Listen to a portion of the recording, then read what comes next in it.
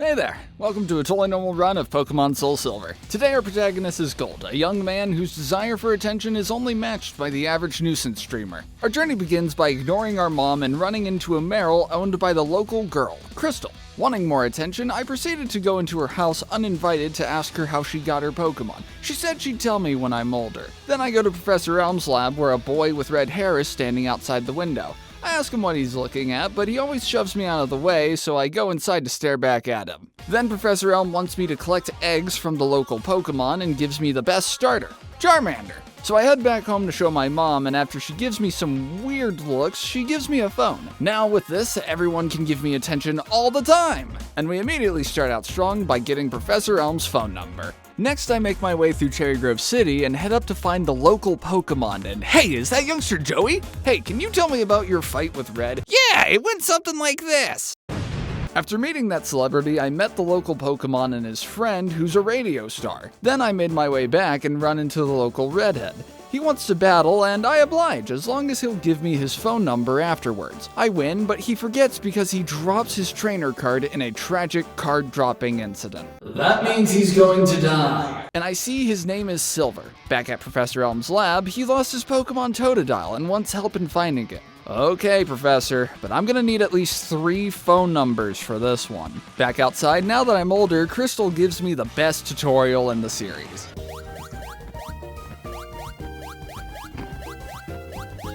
And it's over! Moving on to Violet City, I see the gym and immediately get distracted by the ruins of Alph where I solve this puzzle the experts just couldn't crack, and then find a J unknown.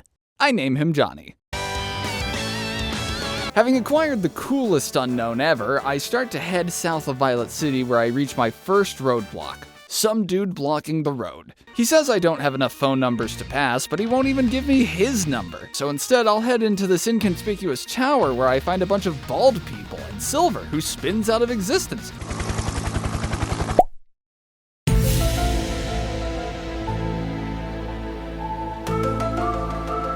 There I acquire some more phone numbers, but it's still not enough, so I evolve Charmander and challenge Faulkner and his illegal Pidgeotto. At least he can't make being a criminal any worse. Oh, come on! Now that I can pass, I decide to capture a Mareep and name her Lemonade before making my way to Union Cave. It's here that I capture Schlev the Rattata, evolve Lemonade into Pink Lemonade, and out of shock of this evolution, drop and crack my egg. But this thing popped out, so it's okay, I guess. Professor Elm wants me to bring back the egg, but I'm gonna need at least 5 phone numbers from him before I do so I make my way to Azalea Town, where I meet a good Samaritan guarding a dangerous well, and then head into Ilex Forest where... Wait a second. I love this sound! I'm gonna make these branches my ringtone. Alright, well, I can't go any further, so I meet the local apricorn collector, but he rushes over to the well after hearing there's Slowpoke tails for sale. Wait, sir! That well is dangerous! Oh no! He broke his back on the way down! Where was that good Samaritan when we needed him most? Deeper in the well, I find him a Slowpoke tail, which has the medicine to make him feel better. And I get his phone number. Up next is the Azalea Gym. Hey, you're that boy that every 5-year-old thinks is a girl, right? Oh no.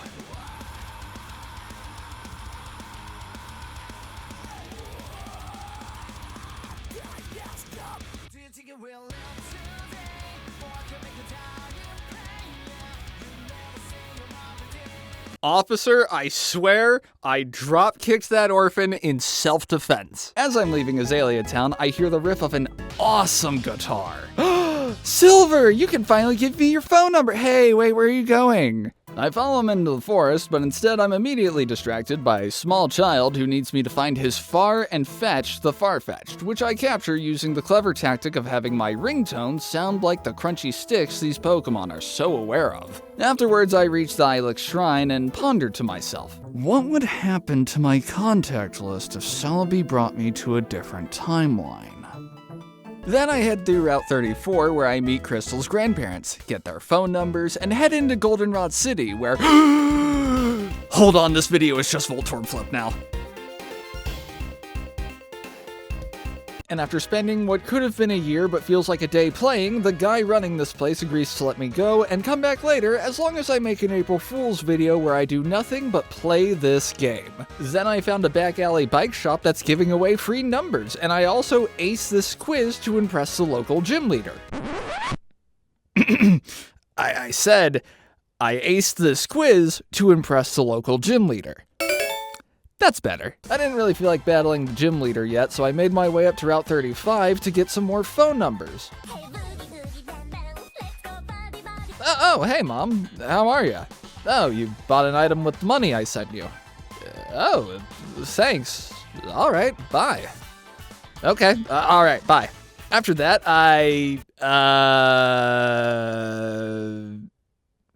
that's not right. I'll just reset. That'll fix it, right? All right, it seems fine, so I made my way up to the Pokeathlon. What do you mean it's under construction? Sir, you don't understand. I love minigames. Sir, please. This argument went on for about 2 hours until I gave up and moved on to the national park where,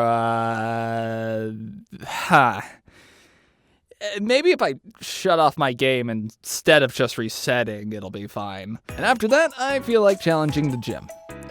Whitney, I'm breaking up with you. Oh god, oh no, oh gosh, oh no, okay, I'm just gonna take the badge and go. Jeez, okay, Pokemon healed. Man, I hope the Pokeathlon is finished. I could use another good minigame to blow off some steam. Okay, what the heck? This needs to get fixed. Alright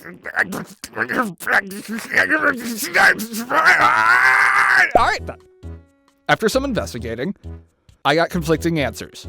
But the next time I played, it seemed to sort itself out anyway, so I guess it doesn't matter. Moving on, I was gifted a watering can and then made my way to the Pokeathlon, where I was immediately recognized for my athletic talents and immediately awarded medals for the main members of my team, and Schlev and the Cracked Egg got some medals too. But I wanted more. I wanted Magnus's phone number. So I taught track lessons, my favorite event, for a week to get said phone number, and I got an apple juice mixer while I was at it because I was thirsty. Now then, I usually hate this, but I need to do the bug catching contest. I want a Scyther, which is only available in this mode where thankfully whatever I catch I get to keep. After about 10 minutes, I find it and it kills Charmander. Now some of you may be thinking, why didn't you just weaken it? You get to keep it regardless of win or lose. True, but this is my video and I want to win. So I fail again because I got bored and got poisoned, and then I finally caught the Scyther on the third try. But then I sat there pondering, what do I name you? I suck at nicknames, so I just sat here, in front of this fountain. It's so peaceful and calm. I know, I should name you after someone who resembles the embodiment of calmness. Someone who has truly found peace with their inner self. I named him Kinger. Then I made my way back to the cool tree, which looked dehydrated, so I fixed that by simulating rainfall and spitting on it. It did not appreciate that! Our next destination is Ecruteak City. However, I don't feel like hanging around here, so I caught this Murkrow, named it Corkscrew, and then made my way to Route 38, where I met the owner of the Safari Zone, who gave me his number for when it officially opens. And make my way to Olivine City, where I run into Silver again. However, he still won't give me his phone number. He thinks I need more gym badges to get it from him. Silver, that's called moving the goalpost. And that's the kind of behavior I expect from politicians, not you. But I abide by his demands anyway and climb the Olivine Lighthouse to find Jasmine, who's taking care of a sick Ampharos. She needs me to get some medicine for him and even offers me her phone number. I'll get right on it. Unfortunately, I don't have surf. So I make my way back to Ecruteak City, where this funny man is dancing on a stage. I ask him if he has surf, but for interrupting his dance, he battles me instead, and another man in the crowd gives me surf for the performance. Afterwards, I made my way to the right of Ecruteak City, where I caught a Larvitar in Mount Mortar and named him Pile Driver. Then in Mahogany Town, I made my way up north to the Team Rocket toll. Hold it there, kiddo. This toll is 1,000 to go through. Thank you very much.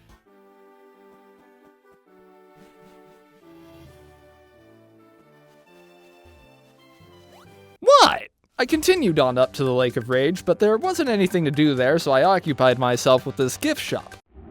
Does anyone feel a draft? Afterwards, I decided to continue on my journey, but this NPC just doesn't feel like letting me through. Who the heck gave you the right to stop me from going this way? It's literally public road! This argument continued on for an entire week before I gave up and just decided to head to Ecruteak City and evolve Kinger.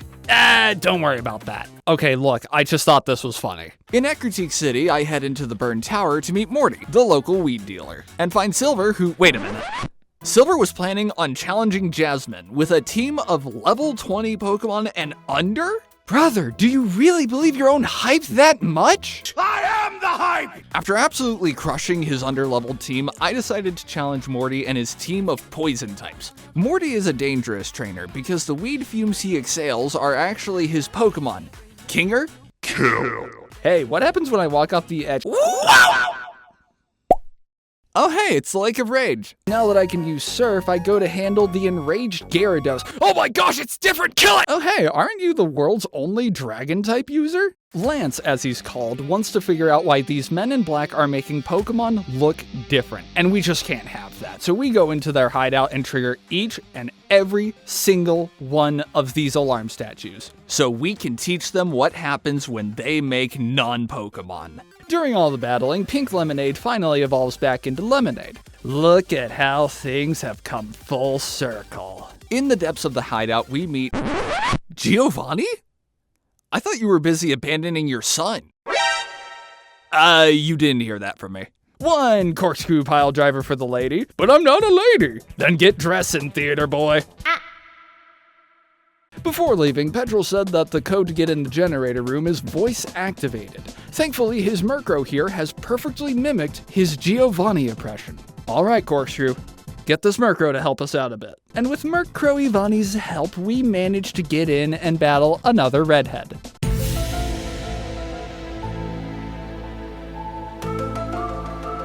And with that, now I own the Mahogany Town tourist trap. I'll call you the Mystery Shack. Maybe I'll even document the strange phenomena out here. Next, I wanted to battle Price, the local ice sculptor, but I wanted to get a little stronger, but...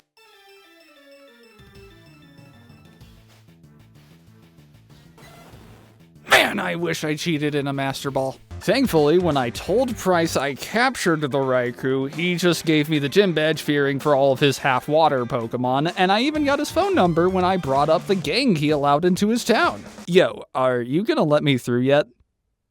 I can wait here all year. Okay, no I can't. I decided to climb up the Olivine Lighthouse again to see how the Ampharos is doing. Oh. Right. Arriving in Cyanwood City, we need to find the pharmacy to pick up the medicine. Not again. No, not another legendary cat. Darn it, Cape Man, you scared it off again. He challenges me to a battle because of my accusation, but he just doesn't stand a chance. No wonder it keeps running from you, peasant. But then I found the pharmacy and made my way back to Jasmine to give Ampharos the medicine. Lemonade, get your head in the game. We can come back once we get all the phone numbers in the region. Get your head out of the gutter. On to Jasmine, because I took so long to get the medicine, she'll only give me the badge if I beat her Steelix. An easy task. If I remembered to teach Charmander Flamethrower. I still managed to win, but this was way closer than I'd like to admit. And I even got her phone number afterwards. I'll call you later. Back in Cyanwood, I evolved Corkscrew with a Duskstone and make my way into the gym where the leader Bruno is busy. What'd you say? The gym leader Bruno. My name isn't Bruno. Hey man, I'm sorry, it was an accident. Don't you dare come into my gym and disrespect me like that. Okay, I'm sorry. Big baby? What'd you say? Nothing! You disrespected me. Look, man, it's not my fault you're so forgettable. You're the 5th gym leader and have 2 Pokemon. I expect this from modern Pokemon, not classic. I'm unique. Bro, unique doesn't mean much when fighting types are so flimsy and your gimmick is that you pulled up with half the crew. Your videos aren't funny. What? You're not funny. Your taste in games are trash. You know what, Chuck? I want to play this battle out. Corkscrew single-featheredly tears his team to shreds, and I take my gym badge. I do not want your number. Goodbye. Why did I decide to give Professor the scariest ringtone? Oh, hey, Professor Elm. You need the egg? Well, you see... Oh, there's something going on in Goldenrod? Oh, hold on. That sounds important. I'm gonna need to go check that out. I'll get the egg back to you as soon as I can. I arrive in Goldenrod to see a bunch of activists dressed in black who seem upset about this Pokemon called Typhlosion. I don't know what they're talking about, but they're handing out cool uniforms, so sure, I'll take one. And then Charmander evolved again. Whoa, okay, a lot of people seem upset with my Pokemon. Order in my courtroom. Your Honor, clearly, this is a Charizard. You know, what even is a Typhlosion? Like, technically speaking. I can't believe that actually worked. At the top of the radio tower, I find out that Petrol has replaced the director and he's rigged the tower to explode with his wheezing. And if I defeat any of his coughing, they're also wired to set it off. Oh no, Petrol, don't steal my Psyduck. No, don't do it. I don't know what I'd ever do without it. I make my way into the underground tunnels where Silver finds me, but I mention that I think I found his mother and he booked it out of there. Deeper in the tunnels, I find the real director, who's been held captive by the activists. He says that if I can manage to dissuade their leader, their morale will fade and they'll go home. Great idea! So he gives me the key to reach the employees only room where, oh hi Silver's mom, did you know your son's here? And then I finally reach the leader, Archer. Look man, I get it. You want to find your true leader. The world just feels like it's fallen apart, and we all want things to go back to the way they were before. But I can't get a signal. You guys hijacked literally the only 5G tower in the world. Oh, sorry. We didn't mean to be an inconvenience. We'll get right out of your way. As thanks for saving the tower, the director gives me his phone number and a silver wing as a gift before leaving with a vague tip on what we can do with it. This clearly has to do with the theater hall, so I just chill out in the hall for about 3 days until security kicks me out. You guys closed up 3 days in a row. How did you not notice me until now? Next, I make my way past this guy. I am God's strongest waste of time. You cannot pass until I say so, because I am here to waste time and sleep with your mother. And it's on to Ice Path. There isn't much to say about this place. Santa! What was I saying? Oh yeah, I hate the cold. Now that I'm in Blackthorn City, I need to get Claire's phone number. But I need to get stronger first, so after about an hour of collecting phone numbers by backtracking to areas I couldn't reach before... No, not again! Son of a biscuit! This literally happens maybe once in a full run. Never mind twice before post-game! I wish I had 2 more Master Ball! Anyway, I was now strong enough to challenge Claire to a battle. Of course, Claire is the toughest gym leader in the game due to her dragon types and the difficult level curve of this game. However, I have the determination of a man with abandonment issues. Alright, Aqua, do your thing. Not even close. Dragon's Den. Lazy ideals? Woman, I literally traveled across the region and trained an entire team of Pokemon and an Aqua just to get your phone number. Lazy is not the word I would use. Oh, Dratini of the Lake, what is your wisdom? Dexit complainers need to get over it already. Also, booze is man's greatest creation. At the Dragon Master's test, I will be asked various questions to see if I'm worthy of acquiring the final gym badge and Claire's phone number. Pokemon are my allies in acquiring phone numbers. We win battles through rigorous training in group chat calls. I will battle literally anybody with a phone number. The most important part of raising a Pokemon is violence. Love will result in me getting more attention. Which is most important? Strong or weak Pokemon? I just use Pokemon I like. And with that, the Dragon Master saw that I was worthy of my final gym badge. And I even managed to convince Claire to give me her elusive phone number. And then as I leave the den, I get a call from Professor Elm who wants to give me the Master Ball and see the egg. Oh boy, so it's that time now. Johnny, how do you think he's gonna react? Yeah, you're right. He'll probably take it well. Hey, Professor, thanks for the Master Ball. Here's scrambled. Okay, bye! Wait, come back! I just wanted to study it! Up next, I decide to cool off by hiding out at the theater hall. Oh, well, There sure are a lot of you. Don't you remember us, Gold? Should I? I met you in the city. I met you in the forest. I met you here. I met you in a cave. We met at your mother's house. Yeah, not ringing any bells. Do I have any of your phone numbers? No. Maybe? Yeah, that explains it. Come on, let's battle and get it out of the way. After battling each of them with the incredible pivot that is Kinger, they guided me to the Swirl Islands, where I completely by accident wandered my way into Lugia's chamber on my first try. Man, I love this view. That Pokeball is truly a sight to behold. At the bottom of the chamber, the Kimono girls began a ritual dance to summon a beast, once banished to the sea, now its guardian.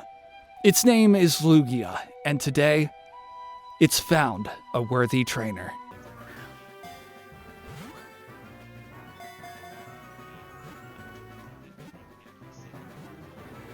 Let's go! First try! With that, we've done everything Johto has to offer, and all that's left is to make my way to Victory Road and challenge the Elite Four for the last numbers in the region. What's the point of calling a cave at the end of every game or road? Usually one of the hardest hurdles in the game due to the length of the cave and the density of high-level trainers. However, my biggest challenge here will be... Oh, hold on. Yes? Uh-huh. That's great. Where was I? Oh, again? Huh? Mom, that's great. I'm kind of in the middle of something.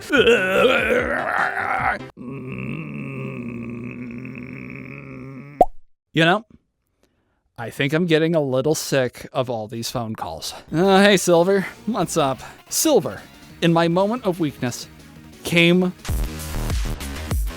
to encourage me. I've come too far to suddenly give up now. There are 6 phone numbers left to get, and if I can prove to Silver I have what it takes to beat him, the Elite Four, and the champion, he'll finally give me his number. But first, I have one last thing to do. There is no joke here.